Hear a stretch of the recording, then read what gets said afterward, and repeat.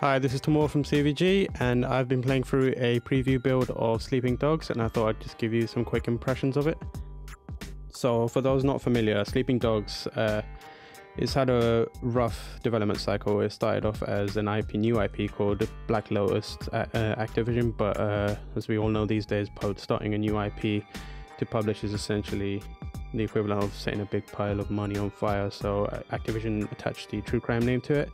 But after a few delays, which Activision said was to make it more sophisticated, it kind of held its hand up and said it's not confident in it and cancelled it. Activision's CEO of publishing, Eric Hirschberg, at the time said, being blunt, it wasn't going to be good enough, but Square Enix stepped in and picked up the pieces, and from the ashes arose Sleeping Dogs. So in Sleeping Dogs you play as Wei Shen, who's this character here.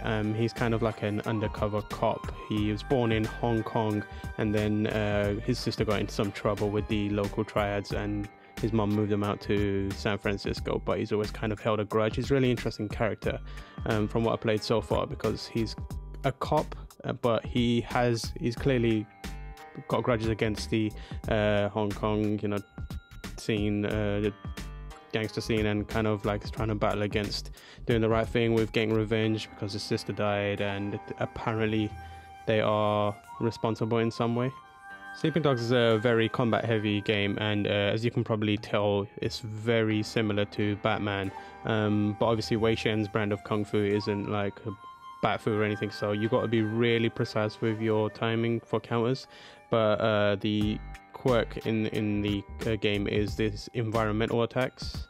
So once you grab hold of a character by hitting B or circle on the PlayStation, the game will highlight stuff you can interact with in the environment, and you can wander over with an enemy held struggling, and kind of he will, if it's a fan, he'll stick their head through it.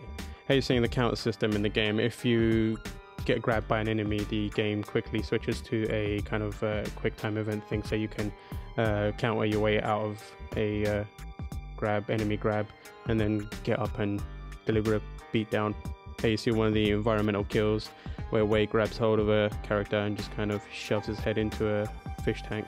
As typically Arkham Batman kind of set up, where you've got a bunch of thugs and you just need to time your counters and take them out one by one. Here you see again using the environment in a little more brutal fashion. Yeah, Sleeping Dogs is quite brutal, so you get these really over the top kills. I'm not sure what that was, but there you go. On a meat hook, he should do the same thing. You can just pick enemies up and kind of grind their faces into fans, impale them, throw them off buildings, all kinds of malicious ways to get rid of them. And again, here's some more brutality. Chinese underground criminals like to chop people up using butcher's knives. Unlike other open world games like GTA or Saints Row to some degree, the driving in Sleeping Dogs is very, very loose, and you can just throw a car around a corner on a dime. It doesn't adhere to the physics or anything like that. It's just about having fun. Obviously, like last games, you'll have a lot of cinematic shooting moments inside the car, and this is very Michael Bay-ish. Like, you just have to aim kind of near a tire and hit the button to shoot a tire out, and the car will do the most exaggerated like reaction ever. It will flip, bounce off walls, whatever.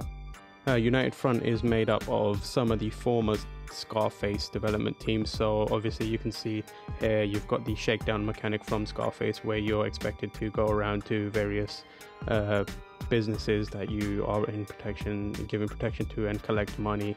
Some of these guys will pay up, others will claim they're being protected by a rival gang, and you'll have to deliver a beatdown to make sure they know who's in charge. There's a lot of on-foot chases in the game, but luckily they're done really well, so you kind of just hold the A button to sprint and run and direct your character through these crowds, so you've got to be really careful and pick your line. Otherwise, as you'll see, you crash into different people. You kind of got to thread your way in between these people if you want to catch up to the other person. But from what we've played, it doesn't look like you can fail them, or it's very difficult to fail them. I think the only way you can do it is by stopping. But it's really cinematic. You get these moments where you have to run, and as you're reaching like a wall or one of these stands, you just hit the A button and you'll vault over it. The shooting in Sleeping Dogs feels really tight and really visceral. You can, like, as you can see, you can grab hold of characters and kind of take them as human shields, and you don't really have to sink too many bullets into a character, so it's very snappy. You're kind of like churning through different waves of enemies really quickly. Since Wei is a triad and a cop, Wei's an undercover triad, you have to balance you get these mission scores and you're rewarded for doing various different things, but you need to be careful. So although you're going around and shaking down different businesses and earning triad mission score, you need to make sure that you don't go too far in one direction. Since we've only got a preview version, we're not sure what kind of implications going too far on one side or the other will have.